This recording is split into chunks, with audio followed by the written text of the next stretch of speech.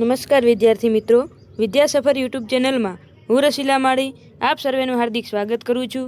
આજે આપણે જેમ તમે વાત કરી હતી એમ કે આપણે જે પણ વિષયની વધારે જરૂર હશે એના લેક્ચર લઈ અને તમારી સમક્ષ આવીશું. તો આજે આપણે બંધારણ વિષયની અંદર બધાને તકલીફ પડી રહી છે અને પીએસઆઈ અને પોલીસ કોન્સ્ટેબલની અંદર મેથ્સ અને રિઝનિંગ પછી જો સૌથી વધુ ગુણભાર હોય તો તે બંધારણ વિષયનો છે.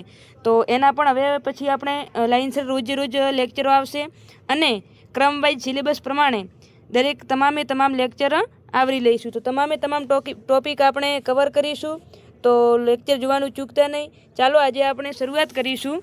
સૌ પ્રથમ આપણે લેક્ચર છે બંધારણનો ઉદ્ભવ, વિકાસ અને લાક્ષણિકતાઓ.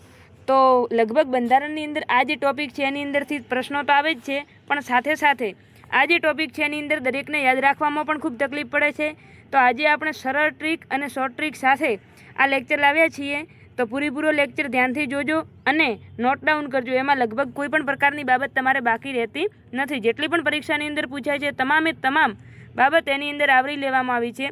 હવે સૌપ્રથમ વિદ્યાર્થી મિત્રો વાત કરી લઉં કે બંધારણનો ઉદ્ભવ, વિકાસ અને લાક્ષણિકતાઓ. બંધારણનો ઉદ્ભવ એનો મતલબ કે લગભગ મોટા ભાગે આધુનિક ભારતનો ઇતિહાસ, કે જે સમય બંધારણની જ્યારે ચર્ચા ચાલવા માંડી હતી, જ્યારે દેશ આઝાદ થવાની, તો એ વખતે સૌપ્રથમ માંગ ઉઠી હતી કે દેશનું એક બંધારણ હોવું જોઈએ. તો એના માટે કહીને ઉદ્ભવ વિકાસની અંદર શું છે તો કે બંધારણ ક્યાંથી ઘડાયું અને કેવી રીતે ઘડાયું અને કઈ કઈ જગ્યાએથી એના સોર્સ લેવામાં આવ્યા, તો એ તમામની વાત કરવાની છે. અને ત્યારબાદ આપણું બંધારણ કેવા પ્રકારનું છે, બધા કેવા છે, તો શું છે એના લક્ષણો છે. તો આપણે આના 2 લેક્ચર કરીશું એટલા માટે કે હશે નાના નાના, પણ 2 લેક્ચરની અંદર વહેંચવાનો ઈરાદો છે, કારણ કે એક જ સાથે તમને એટલી માહિતી યાદ નહીં રહે. તો બંને લેક્ચર તમે અલગ અલગ ભરશો તો વધારે ખ્યાલ આવશે. તો ચાલો શરૂઆત કરીશું. સૌપ્રથમ છે બંધારણનો ઉદ્ભવ, વિકાસ અને લાક્ષણિકતાઓ. વિદ્યા સફર યુટ્યુબ ચેનલ છે, લાઇક કરજો, શેર કરજો અને સબસ્ક્રાઈબ કરજો. ચાલો તો આપણે શરૂઆત કરીએ. સૌપ્રથમ આમાં એક્ટ આવે છે રેગ્યુલેટિંગ એક્ટ 1773. ઘણા આને શું કહે છે તો કે 1773નો નિયામક ધારો. શું કહે છે? 1773નો નિયામક ધારો. તો નિયામક ધારો પણ કહેવામાં આવે છે અને રેગ્યુલેટિંગ એક્ટ કહો તો પણ એકની એક જ વાત છે. તો સૌપ્રથમ એક્ટ આવે છે. આની અંદર શું થાય છે તો કે બ્રિટિશ સંસદ દ્વારા ભારત માટે બનાવાયેલો પ્રથમ સંવિધાનિક કાયદો, એટલે કે બ્રિટિશ સંસદ દ્વારા ભારત માટે જે સૌ પ્રથમ બંધારણીય કાયદો ગણવામાં આવે તો કયો છે? Regulating act. ખરેખર તો આવું કહેવાય છે કે જો ભારતના બંધારણની શરૂઆત કહો તો અહીંથી જ શરૂ થઈ જાય છે. ક્યાંથી? તો કે રેગ્યુલેટિંગ એક્ટથી. તો રેગ્યુલેટિંગ એક્ટ જે છે એની અંદર એ વખતે જે આ જ્યારે એક્ટ બહાર પાડવામાં આવે છે ક્યારે? 1773ની અંદર. તો એ વખતે ઇંગ્લેન્ડની અંદર વડાપ્રધાન પીએમ કોણ હોય છે? વડાપ્રધાન તો કે લોર્ડ નોર્થ. આ તમારે યાદ રાખવાનું છે, કદાચ પૂછાઈ જાય તો. હવે આની અંદર મુખ્ય જોગવાઈ શું કરવામાં આવી હતી તો કે બંગાળના ગવર્નરને ગવર્નર જનરલ બનાવવામાં આવ્યા. એટલે કે જે બંગાળનું ગવર્નરનું જે પદ હતું એ પદને કયું પદનું નામ શું આપવામાં આવ્યું તો કે ગવર્નર જનરલનો પદ કરવામાં આવ્યો. પ્રથમ ગવર્નર જનરલ કે તો કોણ હતા? વોરેન હેસ્ટિંગ હતા. તો આ પણ ખાસ યાદ રાખજો. સૌ પ્રથમ ગવર્નર જનરલ કે તો કોણ હતા? Warren Hastings. આ પ્રશ્ન પૂછાય છે ઘણી વખત. બંગાળ, બોમ્બે અને મદ્રાસ ઉપર બંગાળનું નિયંત્રણ કરવામાં આવે, એટલે કે ત્રણેય સત્તાને એક કરવામાં આવી. કોને? બંગાળ, બોમ્બે અને મદ્રાસની જે સત્તાઓ હતી આને એક કરવામાં આવી. તમામે તમામ ઉપર કોનો? તો કે બંગાળનો સંપૂર્ણ અધિકાર થઈ ગયો. ત્યારબાદ ગવર્નર જનરલને 4 સભ્યોની કાઉન્સિલ, એટલે કે ગવર્નર જનરલ જે હતા એના માટે કરી અને 4 સભ્યોની કાઉન્સિલ રચવામાં આવી. કલકત્તામાં સુપ્રીમ કોર્ટની સ્થાપના થાય છે. ક્યારે? 1774ની અંદર. તો કલકત્તાની અંદર સુપ્રીમ કોર્ટની સ્થાપના થાય છે અને એની અંદર સૌપ્રથમ સીજે જે કહેવાય ચીફ જસ્ટિસ કહેવામાં આવે તો કોણ હતા? એ સર એલિઝા ઇમ્પે હતા. તો આ પણ નામ યાદ રાખજો.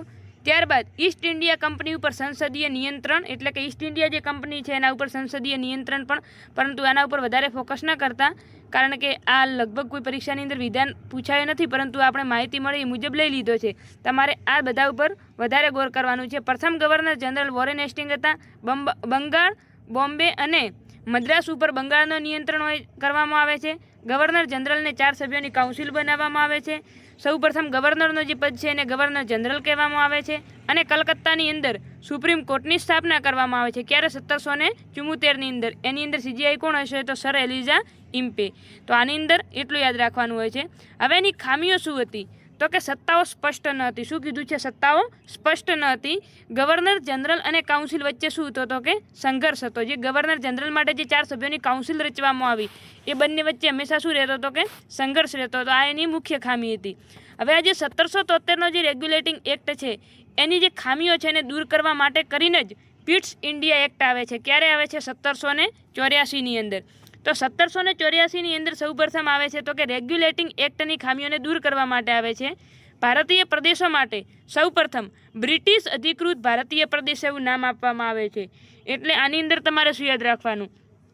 તો કે જે આપણા ભારતવાસીઓ એ ટાઈમે હતા, યાદ રાખવા માટે હું ટ્રીક કહું છું ખાલી, કે આપણા જે ભારતવાસીઓ એ વખતે જે હતા જે અંગ્રેજોના સમયમાં, તો એ લોકો શું કરતા? આપણા ભારતવાસીઓને મારતા એના ઉપર જુલ્મ કરતા, એટલે કે પીટતા. શું કરતા? તો કે પીટતા. અને પછી શું કરતા? તો કે એનો ક્ષેત્ર લઈ લેતા. તો પીટતા અને એનો ક્ષેત્ર લઈ લેતા એટલે શું યાદ રાખવાનું? બ્રિટિશ અધિકૃત ભારતીય પ્રદેશ, એટલે કે બ્રિટિશો જે છે એને અધીન ભારતીય પ્રદેશ થઈ ગયા. તો પિટ્સ ઇન્ડિયા એક્ટની અંદર કે તો બ્રિટિશ અધિકૃત ભારતીય પ્રદેશ એવો શબ્દ સૌપ્રથમ વાપરવામાં આવે છે. ત્યારબાદ એની અંદર મુખ્ય જોગવાઈઓ શું છે? તો કે દ્વેજ શાસન. દ્વેજ નહીં પરંતુ દ્વેજ શાસન આવશે. અહીં ટાઈપિંગ મિસ્ટેકના કારણે જોઈ લેજો. દ્વેજ શાસન, તો કે દ્વેજ શાસન એટલે કે ડુઅલ ગવર્મેન્ટની શું થાય છે? તો કે શરૂઆત થાય છે. કઈ? તો કે રાજકીય બાબતો અને વ્યાપારિક બાબતો બંને શું? તો કે અલગ પાડવામાં આવે છે. હવે રાજકીય જે બાબતો છે એની અંદર બીઓસીની સ્થાપના અને વ્યાપારિક બાબતો છે એના માટે બીઓડીની સ્થાપના કરવામાં આવે છે. બીઓસી એટલે કે બોર્ડ ઓફ કંટ્રોલ અને બીઓડી કે એટલે બોર્ડ ઓફ ડાયરેક્ટર. તો આ બંનેની રચના કરવામાં આવે છે. કોના માટે? રાજકીય બાબતો માટે અને વ્યાપારિક બાબતો માટે. તો આ પણ ધ્યાન રાખજો. ત્યારબાદ આ બંનેની સમાપ્તિ 1858ના જે ગવર્મેન્ટ ઓફ ઇન્ડિયા એક્ટ છે એમાં, એટલે કે જે વખતે આપણે ઈસ્ટ ઇન્ડિયા કંપનીનું શાસન સમાપ્ત થાય છે એ વખતે બોર્ડ ઓફ કંટ્રોલ અને બોર્ડ ઓફ ડાયરેક્ટર જે બંને છે આ બંનેનું પણ શું થાય છે? તો કે આ બંને પણ સમાપ્ત થાય છે સાથે. તો પ્રશ્ન આમ પૂછી શકાય કે બોર્ડ ઓફ કંટ્રોલની સ્થાપના ક્યારે કરવામાં આવી હતી? તો કયામાં આવશે? તો કે જે પિટ્સ ઇન્ડિયા એક્ટ છે 1784નો એની અંદર આની સ્થાપના કરવામાં આવે છે. અને આની જો સમાપ્તિ કહે તો 1858નો જે એક્ટ છે એની અંદર. તો જો ક્યારે થયું તો એ ખબર ના પડે તો જુઓ 1858 બંને જે બે આઠડા છે બંને બીબી જેવા લાગે છે, તો આ બીબીવાળા બંને ક્યારે સમાપ્ત થશે? તો 1858ની અંદર. ત્યારબાદ છે આનાથી ભારત પર બ્રિટિશ સરકારનું સીધું નિયંત્રણ થઈ જાય છે. આ જે એક્ટ આવે છે ત્યારથી શું થાય છે? તો કે ભારત પર બ્રિટિશ સરકારનું સીધું નિયંત્રણ થઈ જાય છે.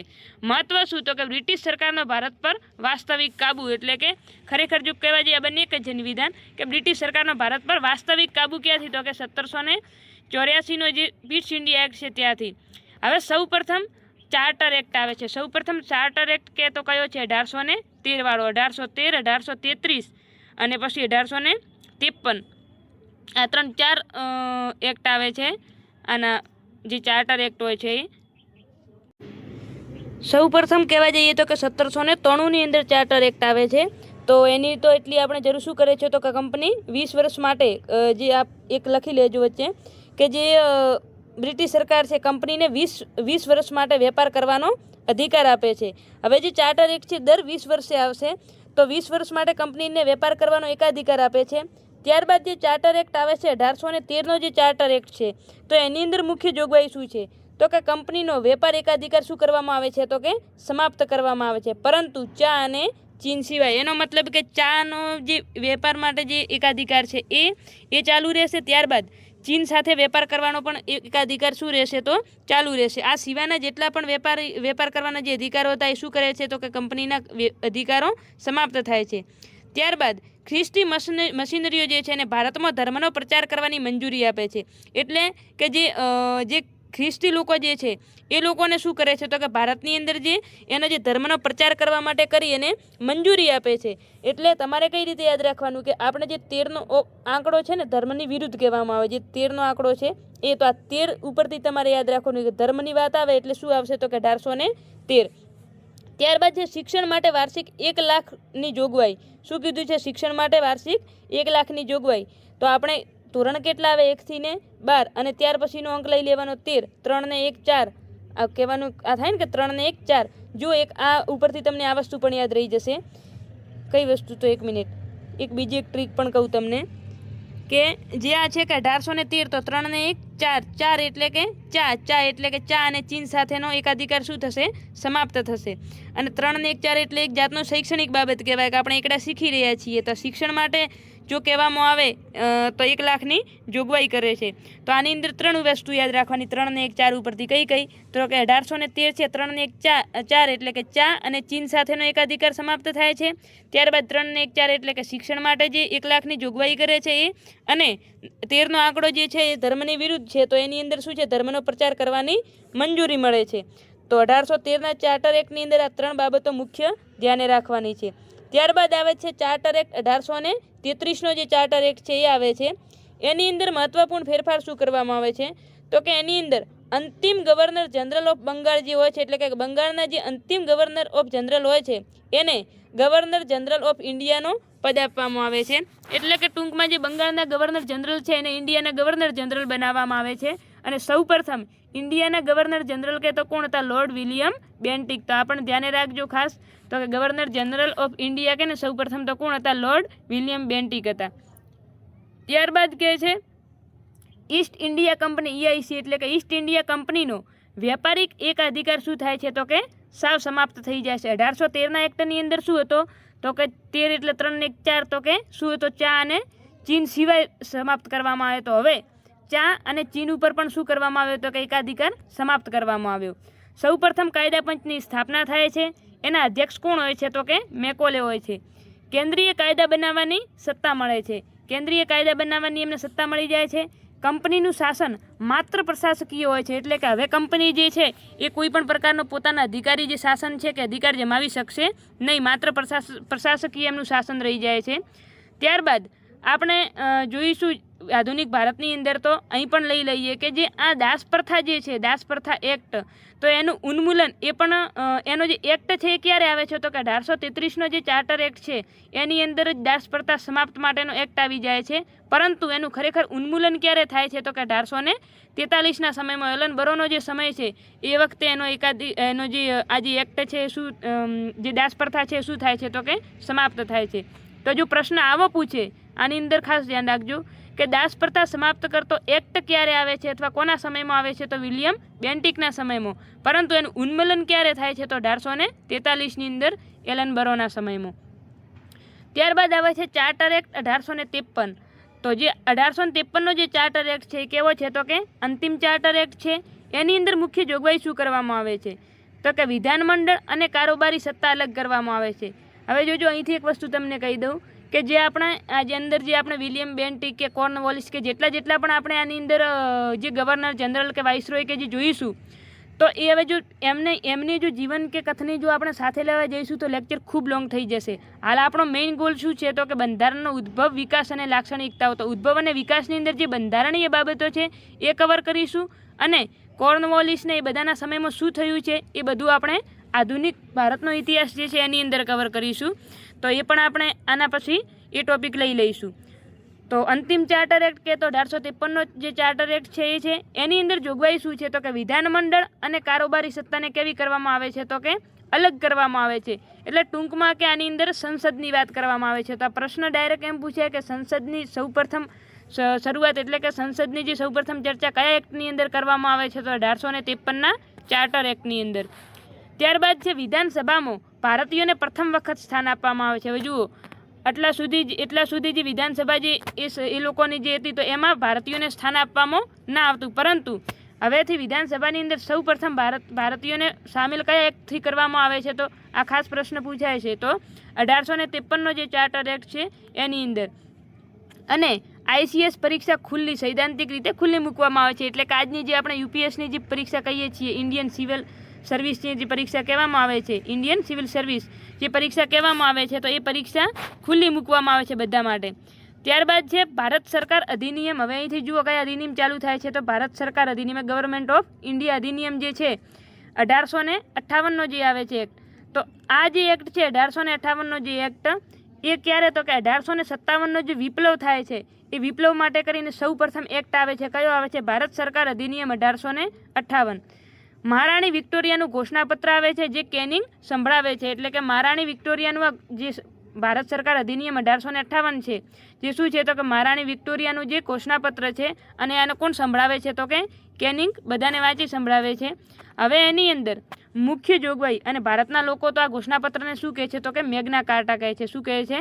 મેગ્ના કાર્ટા કીધું હતું એ વખતે, તો આ પણ ધ્યાન રાખજો. ત્યારબાદ છે 1858નો જે ભારત સરકાર અધિનિયમ છે, તો એની અંદર મુખ્ય જોગવાઈ શું કરવામાં આવે છે તો સૌપ્રથમ તો કે કંપની શાસનનો અંત આવે છે. અહીંથી શું થાય છે 1800, આ ખાસ વેરી મોસ્ટ આઈએમપી છે, ધ્યાન રાખજો. 1858નો જે એક્ટ છે એની અંદર સૌપ્રથમ તો કે કંપની શાસનનો અંત આવે છે અને જે સત્તા છે એ સત્તા કોના હાથમાં જાય છે તો કે તાજના હાથમાં. કોના હાથમાં? તાજ એટલે કે જે બ્રિટિશ સરકાર જે છે એના હેઠળ જતી રહે છે. તો ભારત શાસન સીધું બ્રિટિશ સરકાર હેઠળ એટલે કે તાજના હાથમાં જાય છે. કોણ હોય છે એ વખતે તો કે રાણી વિક્ટોરિયા હોય છે. તો એ પણ ધ્યાન રાખજો, ઇંગ્લેન્ડમાં કોની સત્તા હોય છે તો રાણી વિક્ટોરિયાની હોય છે. ભારત પરિષદનું ગઠન, આની અંદર એક પોઈન્ટ મહત્વના છે, ખાસ ધ્યાન રાખજો. 1858નો જે એક્ટ છે એની અંદર કંપની શાસનનો અંત આવે છે. ભારત શાસન જે છે એટલે કે ભારતનું જે શાસન છે સીધું બ્રિટિશ સરકાર હેઠળ જાય છે. સૌપ્રથમ કે કોણ હતા એ વખતે? રાણી વિક્ટોરિયાનું જે શાસન હતું. ભારત પરિષદનું ગઠન કરવામાં આવે છે, જેના અધ્યક્ષ ભારત સચિવ હોય છે અને એ ક્યાં બેસે છે તો કે લંડનમાં બેસશે. તો આ પણ જોગવાઈ કરવામાં આવી હતી. તો સૌપ્રથમ ભારત પરિષદનું ગઠન કે અથવા તો ભારત સચિવનો પદ કે તો ક્યારે લાવવામાં આવ્યો તો 1858ના એક્ટ મુજબ. અને સૌપ્રથમ સચિવ કે તો કોણ હતા? સ્ટેનલી હતા. ત્યારબાદ છે વાઇસરોય, તો કે વાઇસરોયના પદની શરૂઆત થાય છે. પ્રથમ વાઇસરોય કે તો કોણ હતા? Lord canning. તો આપણે જોયું કે ગવર્નર જનરલ હતું, ગવર્નર જનરલ પછી સૌપ્રથમ કોણ આવે છે તો કે વાઇસરોય આવે છે. સૌપ્રથમ 1773ની અંદર ગવર્નર જનરલનો પદ આવે છે. ગવર્નર જનરલ ઓફ બંગાળનો એટલે કે બંગાળના ગવર્નર જનરલ હોય તે. પછી 1833નો જે એક્ટ આવે છે એની અંદર જે બંગાળના ગવર્નર જનરલ છે એ કેના તો કે ભારતના ગવર્નર જનરલ બને છે. અને ત્યારબાદ વાઇસરોયના પદની શરૂઆત ક્યારે થાય છે તો કે 1858નો જે ભારત સરકાર અધિનિયમ છે એની અંદર. તો પ્રથમ વાઇસરોય જો કે તો કોણ હતા? લોર્ડ કેનિંગ હતા. મુગલ સમ્રાટ પદ શું થાય છે તો કે સમાપ્ત થાય છે. એટલે કે મુગલોનું જે સમ્રાટનું જે પદ છે એ શું કહેતો કે સમાપ્ત થાય છે. એટલે કે અંતિમ કોણ હતા તો કે બહાદુર શાહ જફર. તો આપણે જે 1857ની જે ક્રાંતિ છે એની અંદર જોઈશું તો કે ત્યારે ખબર પડી જશે જે આધુનિક ભારતના ઇતિહાસની અંદર કે જ્યારે 1857નો વિપ્લવ થાય છે એ વખતે છેલ્લે પછી બહાદુર શાહ જફર જે છે એના બે પુત્રોને એમની સામે જ મારી નાખવામાં આવે છે અને પોતાને જે રંગૂનની અંદર મોકલવામાં આવે છે જેલમાં. અને વૃદ્ધ હોય છે એટલા માટે કરી અને તેમને ત્યાં જ કેદ કરવામાં આવે છે. અને એ સમયથી જ મુગલ સમ્રાટનું જે પદ છે એની શું થાય છે તો સમાપ્તિ થાય છે. ત્યારબાદ આવે છે BOC અને BOD સમાપ્ત, એટલે કે બોર્ડ ઓફ કંટ્રોલ અને બોર્ડ ઓફ ડાયરેક્ટરની શું થાય છે તો સમાપ્તિ થાય છે. તો એ પણ આપણે જોયું હતું કે પિટ્સ ઇન્ડિયા એક્ટની અંદર શું હતું તો કે BOC અને BODની સ્થાપના કરવામાં આવી હતી. શા માટે? તો કે રાજકીય બાબતો અને વ્યાપારિક બાબતો અલગ કરવા માટે. ત્યારબાદ છે સેનાની સમીક્ષા માટે પીલ કમિશનનું નિર્માણ કરવામાં આવે છે. એટલે કે જે આ 1857ની જે ક્રાંતિ થાય છે એ ક્રાંતિની સમીક્ષા માટે કરી અને આ સેનાની એટલે કે જે 1857ની જે ક્રાંતિ થાય છે એ ક્રાંતિ પછી એની જે ખોજ માટે એટલે કે શોધખોળ માટે કે આની જે ઇન્ક્વાયરી માટે કહેવામાં આવે તો કયા કમિશનનું નિર્માણ કરવામાં આવે છે? પીલ કમિશનનું નિર્માણ કરવામાં આવે છે. ત્યારબાદ આવે છે ભારતીય કાઉન્સિલ એક્ટ 1861. હવે આવે છે ભારતીય કાઉન્સિલ એક્ટ 1861. એની અંદર શું જોગવાઈ હતી તો કે વિધાનસભા ભારતીય સભ્યોની એટલે કે વિધાનસભામાં ભારતીય સભ્યોની નિમણૂક કરવામાં આવે છે. વિભાગીય પ્રણાલી એટલે કે પોર્ટફોલિયો સિસ્ટમની શરૂઆત થાય છે. કલકત્તા, મદ્રાસ અને મુંબઈમાં હાઈકોર્ટની સ્થાપનાનું પ્રાવધાન કરવામાં આવે છે. શું કીધું છે? કલકત્તા, મદ્રાસ અને મુંબઈ આ ત્રણેયની અંદર સૌપ્રથમ હાઈકોર્ટની સ્થાપનાનું પ્રાવધાન અને એની અંદર સૌપ્રથમ કે તો ક્યાં સ્થપાઈ હતી તો કલકત્તાની અંદર સ્થપાય છે. ક્યારે? 1862ની અંદર. હવે જો પ્રશ્ન એમ પૂછાય કે કલકત્તાની અંદર હાઈકોર્ટની સ્થાપના કયા એક્ટ મુજબ કરવામાં આવી તો 1861ના એક્ટ મુજબ, પરંતુ ક્યારે કરવામાં આવી તો 1862ની અંદર. એ ખાસ ધ્યાન રાખજો. ત્યારબાદ છે કે વર્તમાન જે મંત્રી પરિષદ જોવા મળે છે તો એ ક્યાંથી એનું ગઠન ક્યાંથી શરૂ થયેલ છે તો કે 1861નું જે એક્ટ છે તેની અંદર. ત્યારબાદ છે અધ્યાદેશ જારી કરવાની શક્તિ પ્રાપ્ત એટલે કે અધ્યાદેશ જારી કરવાની શક્તિ આપવામાં આવે છે.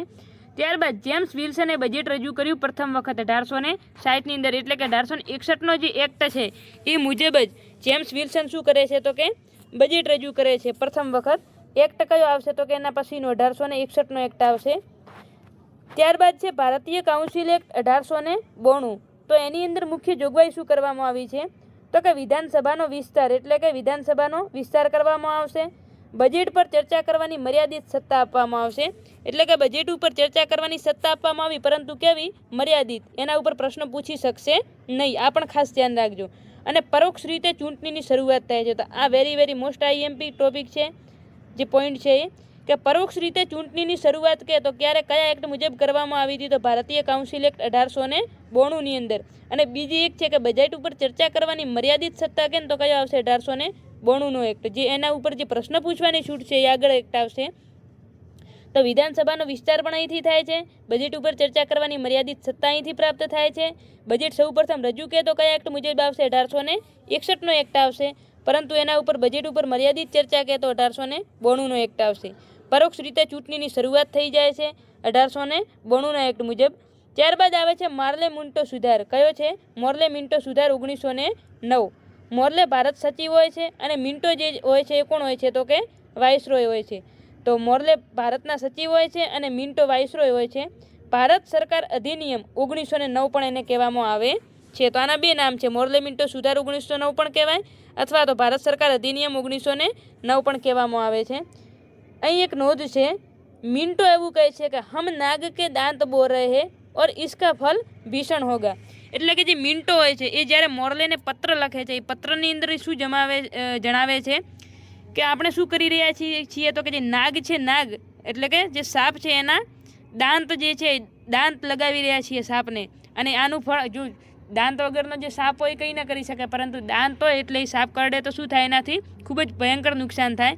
તો એણે એવું કીધું છે કે હમ નાગ કે દાંત બોલ રહે હે ઓર इसका ફલ ભીષણ હોગા. આવું પોતે મોર્લેને પત્ર લખીને જણાવે છે. તો આ પણ એક સ્ટેટમેન્ટ તમારા માટે કામ લાગી શકે. ત્યારબાદ છે એની અંદર મુખ્ય જોગવાઈ શું કરવામાં આવી હતી? તો કે મુસ્લિમો માટે અલગ મત વિસ્તાર. એટલે કે અહીંથી જુઓ, મુસ્લિમો માટે અલગ મત વિસ્તારનો પ્રાવધાન કરવામાં આવ્યું. સૌ પ્રથમ તો આ પણ એક વેરી મોસ્ટ આઈએમપી પ્રશ્ન છે, આ પૂછાય છે ઘણી વખત. મુસ્લિમો માટે અલગ મત વિસ્તાર કે તો કયો એક્ટ આવશે? 1909 એક્ટ આવશે. બજેટ ઉપર પ્રશ્ન પૂછવાનો અધિકાર. જુઓ, આ એક્ટ મુજબ બજેટ ઉપર પ્રશ્ન પૂછવાનો અધિકાર આપવામાં આવે છે. જો સામાન્ય ચર્ચા કે તો 1892 એક્ટ આવશે અને પ્રશ્ન પૂછવા માટે કે તો 1909 એક્ટ. ગાંધીજી આ એક્ટને સર્વનાશ કરવાવાળો એક્ટ કીધો છે. ગાંધીજીએ જો આ એક્ટને કયું નામ આપ્યું છે? તો કે સર્વનાશ કરવાવાળો એક્ટ. પ્રથમ વખત ભારતીયોને કારોબારી કાઉન્સિલની અંદર સ્થાન આપવામાં આવે છે. તો જે આપણે સૌ પ્રથમ જોયું તો ગવર્નર જનરલની જે કારોબારી કાઉન્સિલ છે, તો એની અંદર સૌ પ્રથમ વખત ભારતીયોને સ્થાન આપવામાં આવે છે. અને પ્રથમ કોણ હોય છે? તો કે સત્યેન્દ્ર પ્રસાદ સિન્હા હોય છે. જે કયા સભ્ય હોય છે? તો કે કાયદા સભ્ય. આ પણ ધ્યાન રાખજો, કયા સભ્ય હોય છે? તો કાયદા સભ્ય પોતે હોય છે. તો પ્રથમ વખત ભારતીયોને કારોબારી કાઉન્સિલમાં સ્થાન આપવામાં આવે છે. પ્રથમ ભારતીય કે તો કોણ હતા? કે સત્યેન્દ્ર પ્રસાદ સિન્હા હતા. ત્યારબાદ છે મોન્ટેગ્યુ ઘોષણા આવે છે 1917ની અંદર. ક્યારે? 1917ની અંદર એક મોન્ટેગ્યુ ઘોષણા આવે છે. એની અંદર શું હોય છે? તો કે ભારત જવાબદાર શાસનનો વિકાસ, એટલે કે ભારતમાં જવાબદાર શાસનનો વિકાસ, એ રીતનું ઉલ્લેખ કરવામાં આવ્યું છે. પરંતુ આની આટલી આપણે જરૂર નથી. ત્યારબાદ આવે છે ભારત સરકાર અધિનિયમ 1919, જેને મોન્ટેગ્યુ ચેમ્સફોર્ડ સુધાર કહેવામાં આવે છે. હવે ઘણી વખત વિદ્યાર્થી મિત્રોને કન્ફ્યુઝન થાય છે કયાની અંદર? તો કે જે મોર્લે મિન્ટો એક્ટ છે. કયો? મોર્લે મિન્ટો એક્ટ 1909 આમાં, અને મોન્ટેગ્યુ ચેમ્સફોર્ડ. તો જુઓ કઈ રીતે યાદ રાખવાનું. મોર્લે મિન્ટો આ બંને કેવા છે? નાના છે. અને મોન્ટેગ્યુ ચેમ્સફોર્ડ આ બંને શબ્દ કેવા છે? તો મોટા છે.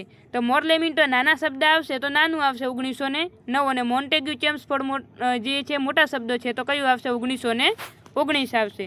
તો એ પણ ધ્યાને રાખજો. હવે એની અંદર મુખ્ય જોગવાઈ શું કરવામાં આવી હતી? તો કે પ્રાંતોની અંદર દ્વિશાસન પ્રણાલીની શરૂઆત થાય છે. શું થાય છે? તો કે પ્રાંતોમાં દ્વિશાસન પ્રણાલીની શરૂઆત થાય છે. એની અંદર જે આરક્ષિત વિષયો છે એ કોના હશે? તો કે ગવર્નર હસ્તક હશે. અને હસ્તાંતરિત વિષયો છે એ કોના હશે? તો કે મંત્રીઓ. હવે મંત્રીઓની અંદર શું છે કે ભારતીય પ્લસ બ્રિટિશરો બંને છે. એટલે કે બ્રિટિશરો પ્લસ ભારતીય બંને છે. જ્યારે ગવર્નરની અંદર તો કોણે? માત્ર બ્રિટિશરો હોય છે. તો એ લોકોએ કેવું કર્યું કે જેના અંદરથી આવક પ્રાપ્ત થતી હોય, અને જે જરૂરી છે એ કોની અંદર આવી ગયું? તો કે આરક્ષિત વિષયોની અંદર લઈ લીધું. અને જે હસ્તાંતરિત વિષયો છે એની અંદર કયા કયા મુખ્ય બાબતોને સમાવેશ કરી? તો કે જેની અંદર ખર્ચ વધારે થતો હોય તો એ એમને આપી દીધું.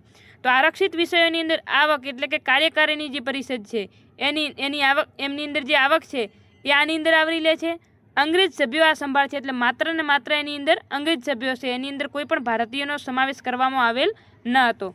મહેસૂલ, પોલીસ, નાણાં, આ બધા વિભાગો જે છે, મહેસૂલ વિભાગ છે, પોલીસ વિભાગ છે, નાણાં વિભાગ છે, તો આ બધા કોની અંદર આવશે? તો પ્રાંતોની એટલે કે પ્રાંતોમાં જે આરક્ષિત વિષયો છે એની અંદર આવશે.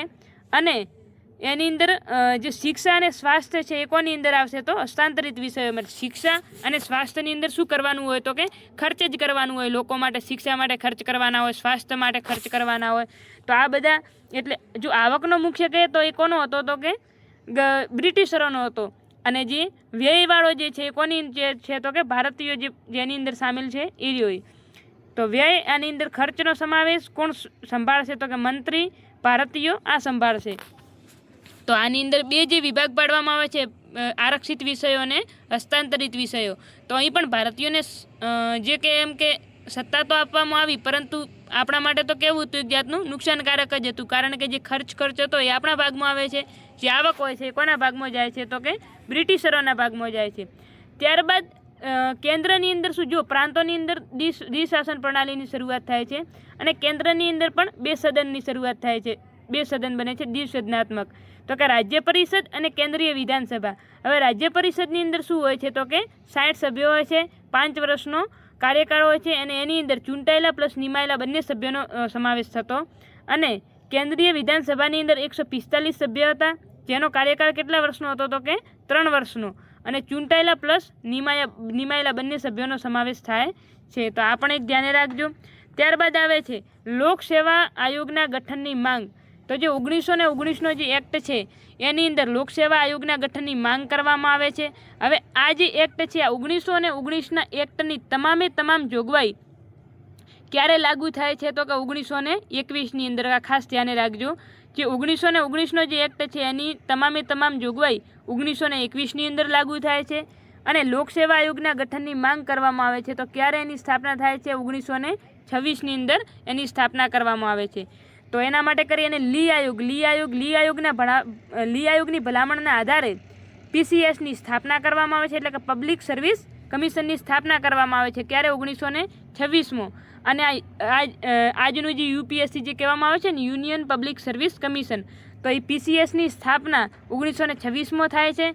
અને UPSCમાં કન્વર્ટ ક્યારે થાય છે? તો 1950ની અંદર એને UPSCમાં કન્વર્ટ કરવામાં આવે છે. પ્રથમ અધ્યક્ષ કે જો આની અંદર લી આયોગના જો PCS પબ્લિક સર્વિસ કમિશન છે એની અંદર પ્રથમ અધ્યક્ષ કે તો કોણ હતા? સર રોસ બાર્કર હતા. મહિલાઓને પ્રથમ વખત વોટ આપવાનો અધિકાર આ એક્ટ મુજબ મળે છે. કયા? 1919ના એક્ટ મુજબ મળે છે. ખાસ ધ્યાન રાખજો. મહિલાઓને પ્રથમ વખત વોટ આપવાનો અધિકાર મળે છે. 1919નો એક્ટ લાગુ ક્યારે થાય છે? 1921ની અંદર. આ એક્ટમાં ઉત્તરદાયી શાસન એવો શબ્દ જોવા મળે છે. તો આ પણ ખાસ ધ્યાને રાખજો. વેરી મોસ્ટ IMP કે ઉત્તરદાયી શાસન એવો શબ્દ કયા એક્ટની અંદર જોવા મળે છે? તો કયો આવશે? 1919નો જે મોન્ટેગ્યુ ચેમ્સફોર્ડ એક્ટ છે એની અંદર. અને એની પહેલાં એક શરૂઆતમાં આપણે એક પ્રશ્ન જોયો હતો કે બ્રિટિશ અધિકૃત ભારતીય પ્રદેશ, તો એ આપણે કીધું હતું કે બ્રિટિશરો શું કરે? તો કે પીટે ભારતોને, એટલે કે પીટ્સ ઇન્ડિયા એક્ટ 1784ની અંદર. તો એ પણ ધ્યાને રાખજો. 10 વર્ષ પછી સમીક્ષા માટે આયોગ બનાવવામાં આવશે એવી વાત થઈ. એટલે શું વાત થઈ? કે જે 1919 જે એક્ટ છે તો એ લાગુ ક્યારે થયો? 1921ની અંદર લાગુ થાય છે. અને ત્યારે એવું કીધું કે આના જે એક્ઝેક્ટ 10 વર્ષ થઈ રહે, તો કે 10 વર્ષ પછી એક કમિશનની નિમણૂક કરવામાં આવશે. એ શાના માટે? તો કે આની તપાસ કરવા માટે કે જે કેટલી એની જે જોગવાઈઓ છે કેટલી લાગુ થઈ છે, શું સુધારા વધારાની જરૂર છે, એ બધા માટે કરી અને એક કમિશન આવશે. પરંતુ એની અંદર કમિશન જે છે 1927ની અંદર, એટલે કે 3 વર્ષ પહેલાં આવી જાય છે. કેટલા વર્ષ પહેલાં? તો કે 3 વર્ષ પહેલાં જે કમિશન આવી જાય છે 1927ની અંદર. તો સાયમન કમિશનની નિમણૂક કરવામાં આવે છે. અને એ ભારત ક્યારે આવે છે? તો 1928ની અંદર. તો 1927માં કમિશન બનાવવામાં આવે છે અને 1928ની અંદર ભારત આવે છે. 1919ના અધિનિયમની સમીક્ષા કરવા માટે 1928માં ભારતમાં મુંબઈ ખાતે આવે છે. એની અંદર 7 સભ્યો હોય છે. બધા જ સભ્યો કેવા હોય છે? તો કે અંગ્રેજ હોય છે. એનો મતલબ કે આ કમિશનની અંદર કોઈ પણ ભારતીયનો સમાવેશ કરવામાં આવ્યો ન હતો. અને એના કારણે કરી અને લોકો શું કરે છે? તો કે એનો ખૂબ જ વિરોધ કરે છે. અને વિરોધ કરે છે અને કયા નારા લગાવે છે? તો કે સાયમન ગો બેક, એટલે કે સાયમન પાછા જાઓ. એટલે કે આ જે નારા છે એ લગાવે છે. અને એની અંદર પછી સામે પોલીસ દ્વારા શું તો કે લાઠીચાર્જ કરવામાં આવે છે અને લાઠીચાર્જ થાય છે એની અંદર આપણા જે મહાન વિભૂતિ જે કહેવાય છે કે લાલા લજપતરાય મહાન ક્રાંતિકારી, તો એ લાલા લજપતરાયનું આની અંદર શું થઈ જાય છે તો કે નિધન થઈ જાય છે.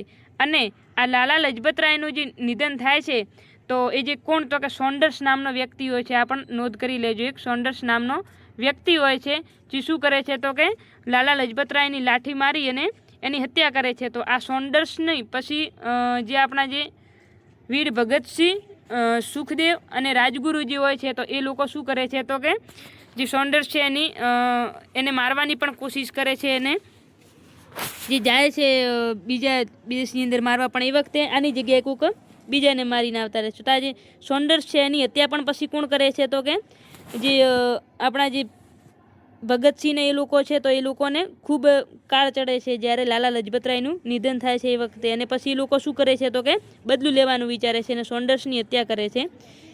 તો લાલા લજપતરાયનું નિધન થાય છે. સાયમન ગો બેક આંદોલન જે છે એ કરવામાં આવે છે, એટલે કે સાયમન ગો બેકના નારા લગાવવામાં આવે છે. હવે આ જે સાયમન કમિશન છે એનો રિપોર્ટ ક્યારે આવે છે તો 1930ની અંદર આવે છે. તો 1930ની અંદર એ પોતાનો રિપોર્ટ આપે છે. ત્યારબાદ 1928ની અંદર નહેરુ રિપોર્ટ આવે છે. તો નહેરુ રિપોર્ટ તૈયાર કોણ કરે છે તો કે મોતીલાલ નહેરુ તૈયાર કરે છે અને રજૂ કોણ કરે છે જવાહરલાલ નહેરુ. તો 1928ની અંદર નહેરુ રિપોર્ટ આવે છે. પ્રાંતોમાં જવાબદાર શાસનની વ્યવસ્થા કરવામાં આવે છે. ત્યારબાદ આવે છે ગોળમેજી પરિષદો. તો કે પ્રથમ ગોળમેજી પરિષદ કે તો 1930ની અંદર, જેમાં કોંગ્રેસ હાજર ન હતી. ત્યારબાદ આવે છે બીજી ગોળમેજી પરિષદ 1931ની અંદર, જેની અંદર ગાંધીજીએ હાજરી આપી હતી. અને આ બીજી ગોળમેજી પરિષદ છે એ ક્યારે તો કે ગાંધી ઇરવિન કરાર બાદ આ બીજી ગોળમેજી પરિષદ આવે છે. ત્યારબાદ છે ત્રીજી ગોળમેજી પરિષદ, જેની અંદર કોંગ્રેસ શું હોય છે તો કે ગેરહાજર હોય છે. અને ત્રણેયમાં હાજરી આપનાર વ્યક્તિ કે તો કોણ હતા? ડૉક્ટર ભીમરાવ આંબેડકર હતા. એની સાથે સાથે એક બે વ્યક્તિ વળી કોક હતા કે જેણે ત્રણેયની અંદર હાજરી આપી હતી. તો એ દરેકે દરેક બાબત આપણે આધુનિક ભારતનો ઇતિહાસ જ્યારે ચલાવીશું એની અંદર કવર કરી લઈશું. ત્યારબાદ આવે છે કોમ્યુનલ એવોર્ડ કે 1932ની અંદર કોને આપવામાં આવે છે તો કે રેમ્ઝે મેકડોનાલ્ડને આપવામાં આવે છે. ત્યારબાદ દલિતો માટે અલગ મત વિસ્તારની વ્યવસ્થા કરવામાં આવે છે. અને 1932ની અંદર પૂના કરાર થાય છે. કોની વચ્ચે થાય છે તો ગાંધીજી અને આંબેડકરની વચ્ચે પૂના કરાર થાય છે. ક્યારે થાય છે? 1932ની અંદર થાય છે. અને ત્યારબાદ આવે છે ભારત સરકાર અધિનિયમ 1935. તો આ આપણા માટે વેરી મોસ્ટ આઈએમપી પ્રશ્ન છે કે ભારત સરકાર અધિનિયમ 1935 જે છે તો આપણા જે બંધારણનું એમ કહેવામાં આવે કે હાર જે કે અથવા તો મોટા ભાગની જે બાબતો છે જે બંધારણની અંદર તો એ કોના અંદરથી લેવામાં આવી છે તો ભારત સરકાર અધિનિયમ 1935નો જે અધિનિયમ છે એની અંદરથી મોટા ભાગની જે બાબતો છે એની અંદરથી લેવામાં આવી છે. તો આ જે અધિનિયમ છે એ આપણે હવે પછીના લેક્ચરની અંદર કવર કરીશું, કારણ કે આ અધિનિયમની અંદર જેટલી બાબતો છે એ તથા આગળ જતાં જે આપણે હજી ઘણું ભણવાનું બાકી છે કે 1947નો અધિનિયમ આવશે, પછી જ્યારે બંધારણ ઘડાશે અમલમાં આવશે, આ ટોટલી બાબત અને એ સિવાય જે બંધારણની લાક્ષણિકતાઓ તો નાનો જ ટોપિક છે તો એ પણ આપણે કવર કરી લઈશું. તો આપણે આજે લેક્ચર એટલો નાનો એટલા માટે રાખીએ છીએ કે જે બાબતો છે એ તમે વારંવાર રિવિઝન કરો અને તમને સમજાય. તો આટલી તમે કવર આની અંદર થઈ ગઈ છે અને બાકીની જેટલી પણ બાબતો છે એ આપણે હવે પછીના લેક્ચરની અંદર કવર કરી લઈશું, કારણ કે કોઈ પણ માહિતી છૂટે નહીં અને નાનકડો લેક્ચર થોડો હોય તો પછી તમને ભણવાની પણ મજા આવે. અને એક સાથે જો બધું તમે નોટ કરવા જશો તો તમને યાદ રાખવામાં પણ તકલીફ પડશે. ટુકડે યાદ રાખશો તો બધું થઈ જશે. તો આઈ હોપ કે દરેકને સમજાયું હશે. અને જો વિડીયો ગમ્યો હોય તો વિડીયોને લાઈક કરો, ચેનલને સબસ્ક્રાઈબ કરો તથા વધુમાં વધુ તમારા મિત્રો સુધી શેર કરો, જેથી કરી અને દરેકને આ સિરીઝનો લાભ થાય. આ બંધારણની સિરીઝ છે ખાસ કોન્સ્ટેબલ માટે અને પીએસઆઈ માટે શરૂ કરેલ છે. તો તમામ મિત્રોને આ લેક્ચરો ભરવા અને નોટ ડાઉન કરવા માટે વિનંતી. જય હિન્દ, જય ભારત.